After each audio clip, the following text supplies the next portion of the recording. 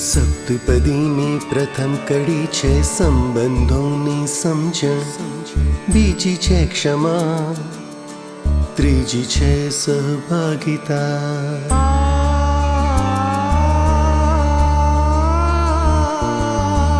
ચોથી કડી છે સુખની શોધ, પાંચમી છે ચાહત, છઠ્ઠી કડી છે આદર અને સાતમી અદ્વૈત. સપ્તપદીના પગલે પગલે સાત પેઢીના સંબંધ, સાત પેઢીના સંબંધ, સંબંધ સાત પેઢીના સંબંધ, સાત પેઢીના સંબંધ, સાત પેઢીના સાત પેઢીના સંબંધે.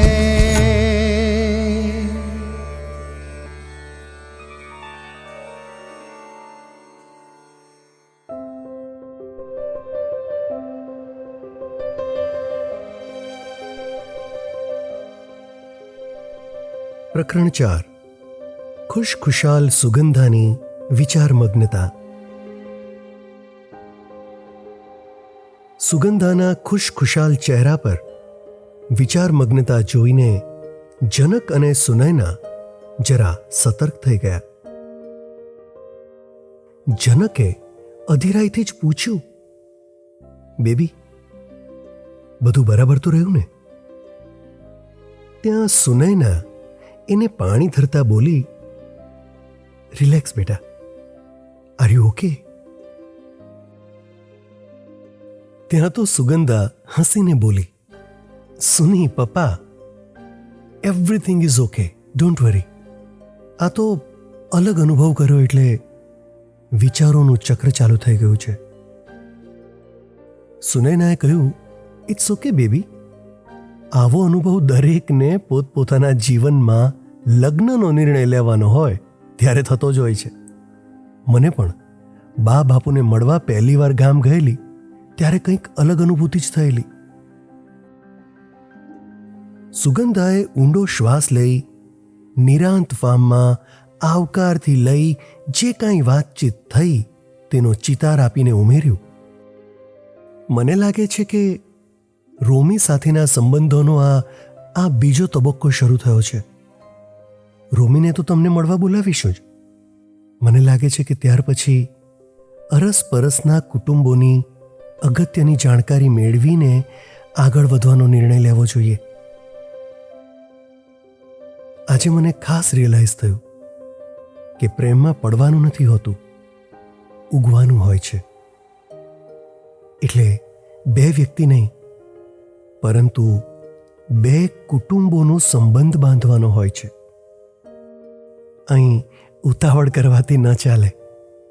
રોમીના દાદાએ આ વાત ભારપૂર્વક કહી કે અમારા બંનેની 3 પેઢી એમ 6 અને 7મી પેઢીમાં અમે, એમ 7 પેઢીના સંબંધે એક લગ્ન પરિણમે છે અને બે વ્યક્તિનું દાંપત્ય જીવન આકાર લે છે. લગ્ન સુખી થવા માટે છે અને અરસપરસને સુખી કરવા માટે છે. લગ્ન વિધિમાં 7 પેઢીનો સંબંધ પણ બંધાય છે. સુની પાપા, મને તો આવો કોઈ ખ્યાલ જ નહોતો. હવે જનકે વાતનો દોર હાથમાં લઈ કહ્યું, એમની વાત સાચી છે. આપણી લગ્ન વિધિમાં 7 પેઢીનો સંબંધ બાંધવાની વિધિ હોય છે. આપણે એના પર ધ્યાન આપતા નથી, પરંતુ લગ્ન સંબંધને જન્મ જન્માંતરનો કહીએ છે ખરા. હું સુનીના મા બાપુને પહેલી વાર મળેલો ત્યારે એમણે કહેલું કે લગ્ન કરવા હોય તો અરસપરસની જવાબદારીઓ લેવાની તૈયારી જોઈએ. સુની પહેલી વાર મારા બા બાપુને મળેલી ત્યારે એમણે એને કહેલું કે લગ્ન વિધિનો ધાર્મિક કર્મકાંડ અને મર્મ બરાબર સમજવો જોઈએ. એના મૂળ 16 સંસ્કારમાં છે. જોકે આવું કહેલું ખરું, પણ સાથે ઉમેરેલું કે અમારું કુટુંબ સુધારાવાદી ગણાતું આવ્યું છે. સુનયનાએ વધારે સ્પષ્ટતા કરતા ઉમેર્યું, તે પછી મેં 16 સંસ્કારોનો અભ્યાસ કર્યો. એના કર્મકાંડ તો જાણ્યા જ, પરંતુ અર્થ મર્મ સમજવાની કોશિશ કરી. ત્યારે મને સમજાયું કે આ પરંપરાઓ સાથે લોકાચાર પણ જોડાયેલો છે. મને અમારા વિશાળ સંયુક્ત કુટુંબનો, એના આર્થિક, સામાજિક, સાંસ્કૃતિક, કારોબારનો, મારા દાદા, કાકુ, પિતા અને દાદીમાં કે ફોઈઓનો અને એમના સંબંધોનો ખ્યાલ આવ્યો. ઘરમાં વારંવાર આવતા લગ્ન, જનોઈ, સીમંત, નામકરણ, વાર તહેવારો અને અંતિમ સંસ્કાર સુધીની પરંપરાગત ગતિવિધિઓ સમજાતી ગઈ. જનક અને એનો પરિવાર તો સુધારાવાદી, એટલે અહીં બધા રીતિ રિવાજોનું ચલણ કંઈક ઓછું, છતાં કોઈને કોઈ રીતે એ પ્રથાઓ જીવંત તો રહી જ. તે પણ મને લગ્ન પછી વધારે સમજાયું.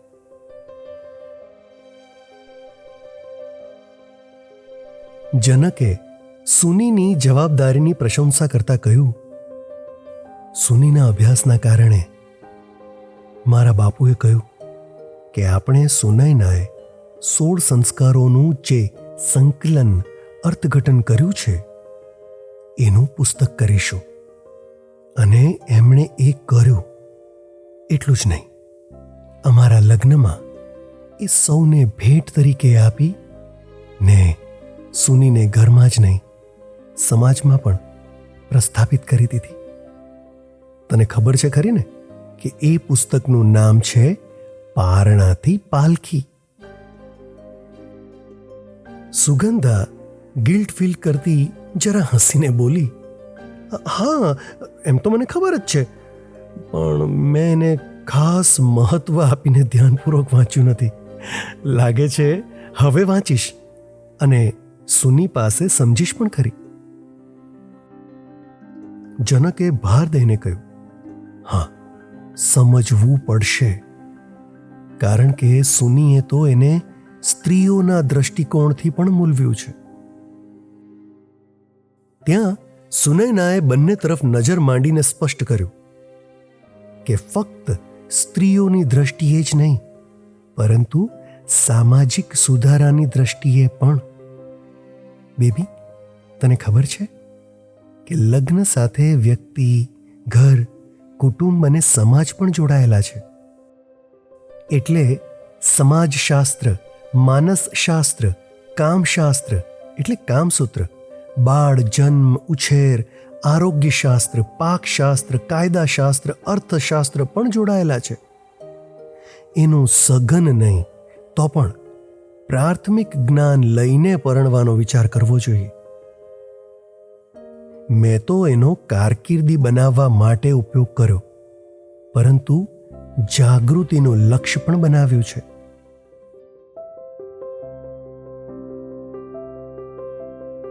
સુગંધાએ આશ્ચર્ય પામતા બંને તરફ જોઈને જવાબ આપ્યો, મોમ, પાપા, આ તો કેવું થયું કે જે વાત મારા માટે તો ગળથૂથીથી જોડાયેલી, પણ આજ સુધી મારી કારકિર્દી અને મોજ મજામાં સુનીનો કે એના કામોનો વિચાર જ ક્યાં કર્યો. મને તો એમ કે મારી મોમ તો ફેમિનિસ્ટ એટલે સ્ત્રીઓના હક્કો માટે ઝઝૂમતી કાર્યકર્તા. વળી મોમ, ઓહો, મોમ એટલે મોમ એટલે મોમ. સુનયનાએ હસીને વાલપૂર્વક એના માથે હાથ ફેરવી સમજાવતા કહ્યું, તે તો હું ખરી જ, પરંતુ મારો નારીવાદ અભ્યાસમૂલક સમજણ આધારિત છે. મને સ્ત્રીઓની તો ખરી જ, સાથે પુરુષોની સામાજિક, પરંપરાગત, એકવિધ બીંબાધાળ જીવનશૈલીના પરિવર્તનમાં પણ રસ છે. પરંતુ તમને બંનેને એવું નથી લાગતું કે આપણે આજે જરા વધારે જ ગંભીર ચર્ચાઓ કરવા લાગ્યા છીએ? તારી સમજવાની તૈયારી છે એટલે આ બધી સામગ્રી તો તને ઘરમાંથી જ જડશે. પણ તું એ તો કે રોમીને ત્યાં પણ ભારેખમ વાતો જ થઈ કે હળવાશનો પણ અનુભવ થયો?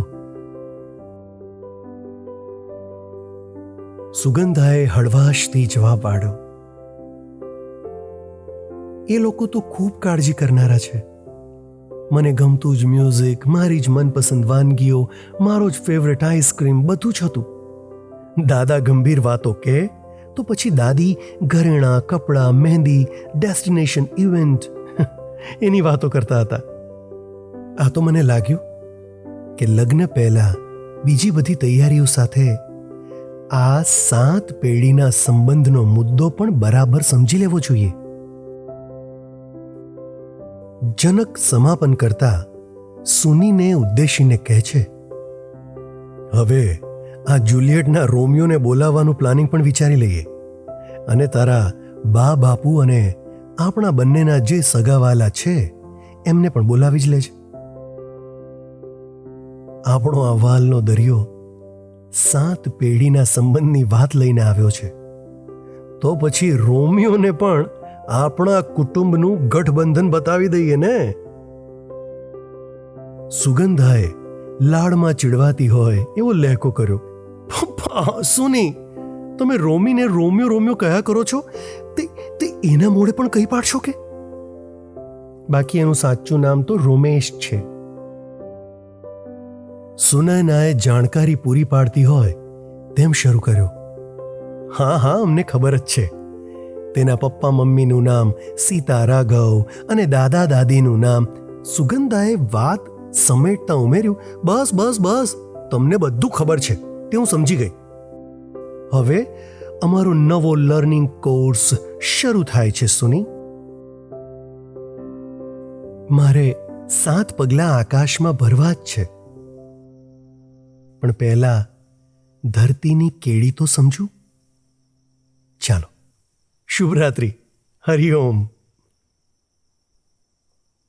સુગંધા એના બેડરૂમમાં ગઈ એટલે સુનયનાએ જનકને પૂછ્યું, તમને શું લાગે છે, સુગંધા રોમીના દાદા અને ઘરના સભ્યોની વાત પર વિચારશે?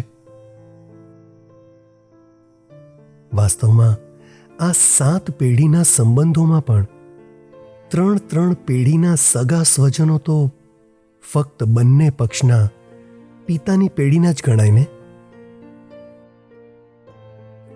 એણે આ સવાલ ન પૂછ્યો તે મને નવાઈ લાગી. જનકે થોડું વિચારતા કહ્યું, તારી વાત બરાબર છે, પણ આ બધી દલીલો દૂધમાંથી પોરા કાઢવા જેવી છે. જેમ 7મી પેઢી રોમી સુગંધાની, તેમ 3 પેઢીમાં માતા પિતા બંનેના સગા સંબંધીઓ ગણી લેવાના. સાચું કહું, મારા દાદા દાદી અને માતા પિતાના ગયા પછી હું તો એવું અનુભવું છું કે સગપણની બધી કડીઓ ધીમે ધીમે તૂટતી રહે છે. જેઓ સંપર્કમાં રહે તેમના સંબંધો રહે, અને જેમનું હળવા મળવાનું છૂટી જાય તેમનું સંબંધોનું પોત પાંખું પણ થાય. વળી કુટુંબીઓ વચ્ચે પ્રોપર્ટીની વહેંચણી પણ મન મોટાવનું કારણ તો બને જ છે. રોમીના દાદા દાદી આજા આજી હજી છે એટલે એમના ઘરનું વાતાવરણ બેબીને લાગ્યું તેવું સંપીલું હશે, હોઈ શકે. વિચારમગ્ન સુનયનાએ પોતાનું મંતવ્ય આપ્યું, મને પણ એમ જ લાગે છે કે 7 પેઢીનો સંબંધ એટલે કુટુંબોમાં અરસપરસ ટકેલા સંબંધોનું જતન. હું તો 16 સંસ્કારોના કર્મકાંડને મૂળ ભાવ સાથે વર્તમાન સંદર્ભે જ મૂલવું છું. જનકે સુનીને સાવધાનીથી વર્તવાની જરૂર વિશે સંબોધીને સ્પષ્ટતા કરી. જો સુની, સુગંધા રોમીએ પોતાની જિંદગી વિશે પોતે જ વિચારવાનું છે. આપણે તો ટેકારૂપ રહીએ. બાકી જે રીતે વ્યક્તિગત સંઘર્ષ કરી પોતાની કારકિર્દી સિદ્ધ કરવાની હોય છે, તેમ લગ્ન જીવનને સુખી બનાવવા માટે પણ એ બંને જ અરસપરસને અનુકૂળ થવું પડશે. તું હંમેશા એટલું યાદ રાખજે કે એમની જિંદગી આપણે કે રોમીના ઘરના એમના વતી જીવી શકવાના નથી. સુનયનાએ હવે જરા હળવો મૂળ લાવવા વાત બદલી. જનક, તમારી વાત વિચારવા જેવી છે, એટલે વિચારીશું. પણ એ તો કહો કે રોમી આવે ત્યારે શું બનાવીશું, કોને કોને બોલાવીશું અને વાતોનો ટોપિક શું રહેશે? પરંતુ જનકની ગંભીરતા જરા પણ ઓછી ના થઈ. એણે એ જ ટોનમાં બોલવાનું ચાલુ રાખ્યું.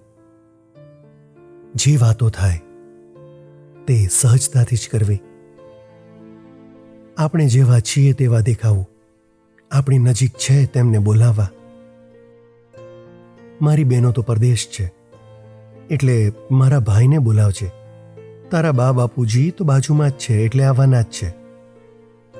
તારા ભાઈઓને વિડીયો કોલિંગ પર મળવું હોય તો વ્યવસ્થા કરવાનું સુગંધાને જ કહેજે.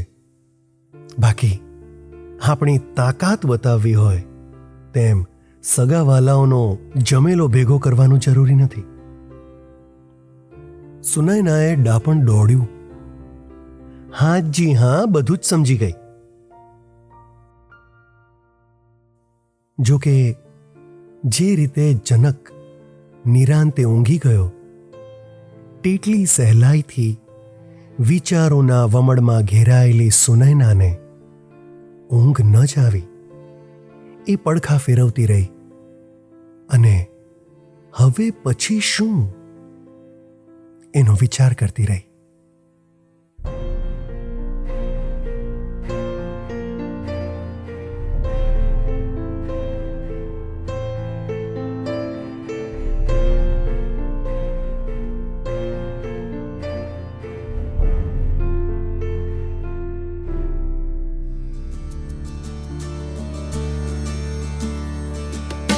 સતપદીના પગલે પગલે સાત પેઢીના સંબંધ, સાત પેઢીના સંબંધ, સંબંધ સાત પેઢીના સંબંધ, સાત પેઢીના સંબંધ, સાત પેઢીના, સાત પેઢીના સંબંધે